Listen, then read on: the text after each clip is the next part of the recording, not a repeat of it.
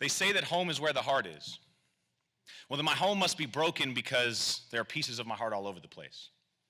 Houses that I've had to say goodbye to, friends that have left. I moved 20 times before I was 25 years old. Growing up, my parents split up when I was 9. I was raised by my mom with 3 siblings. At one point, we were homeless. 5 of us living in one room, practically living out of a van, but at other times we experienced privilege. We had a 7-bedroom house. The one thing that was consistent through all of that was inconsistency. This feeling of not knowing what home was, not knowing where I belong. How can I deserve a home if I don't even know what a home is? So through this inconsistency, I had a lot of self-doubt on myself. And it wasn't just in places, it was also in people. Like I said, my dad left when I was 9 years old. In middle school, in high school, girlfriends that I dated left. Friends left. The common denominator is me, so I must have something wrong with me. I'm clearly not worthy of a home. I'm clearly not worthy of love. That's what I accepted as my truth. You wouldn't have noticed that by looking at the surface, though, because I was very talented at a lot of things. So I started associating myself with that. If I impress people, then they're going to love me. So rather than focusing on who I was, on my soul, I was putting my self-worth into what I was able to accomplish, into what I was able to do. Home is where the heart is. Maybe that's why I stopped giving my heart away. I was tired of it getting broken. It happened over and over and over again. So the self-fulfilling prophecy became that I gave my heart to nothing, and therefore I didn't have a home at all. There was one place, though, one place where I felt at home, where I could release everything, sanctuary. That was the basketball court. I would spend time on the basketball court, and everything would go away. All of those problems, all of those thoughts, all of those feelings. And as a kid, my dream was, I'm going to play in the NBA. That's where my home is. That's the place. This is the place where I've found myself. I've found my home within basketball. So obviously, I'm going to play basketball in the NBA. That's what has to happen.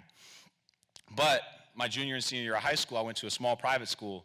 And although I was talented, I didn't have the exposure to get recruited for college. And so I missed out on that opportunity. So the world had spoken and it said, no, Sam, no, you are not worthy. You're not worthy of a home. You can't have it. I'm taking it away from you. Basketball's gone now too. And that hurt.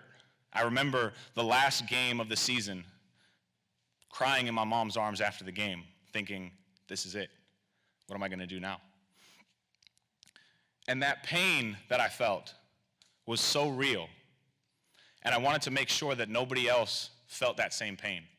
Specifically my brother. I wanted to help him to continue that home on, to be able to play college basketball. So how could I do that? How could I help not only my brother, but other people to continue that on? And so what I did was I started a business called Hoop Brothers. The idea was very simple. I want to help high school players to have the opportunity to play college basketball that I never had.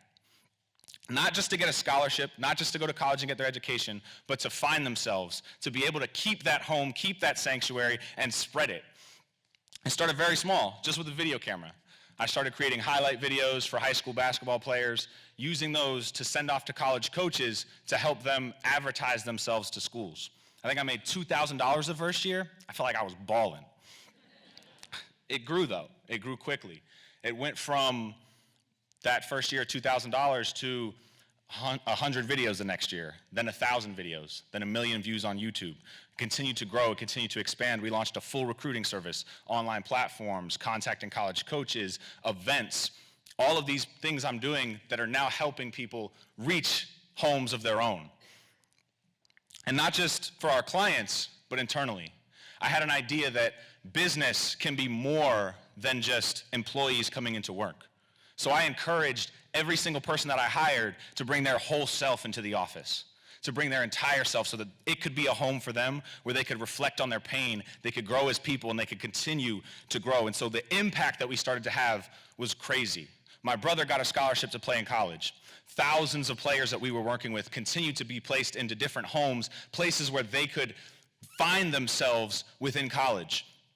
And not only our clients, but again, with our team internally. To me, it was about building that culture. So today, Hoop Brothers is home to 10 employees that call it home. We always talk about leadership over management, helping the person, not just the employee, and bringing that together and creating something with that. So I'm no longer directly involved in the day-to-day of Hoop Brothers. I've got managers that handle that. My goal now is to spread that home other places, because I know what we have culture-wise is so special. And so what I do is I go out places and I talk about this. I talk about leadership. I talk about building a community within a business and work with other businesses to make this happen.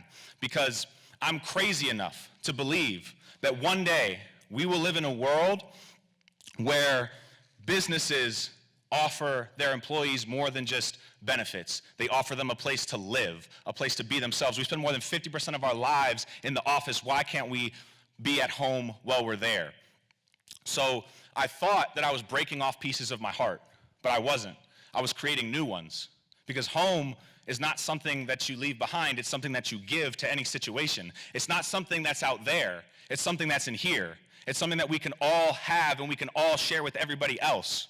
So tonight, all of us are sharing pieces of our hearts with you guys, our businesses, our art, our pain, and we're using it to come together as a community, because that is what home is. It's a space where we can all be ourselves, where we can all heal, where we can all grow, for everyone.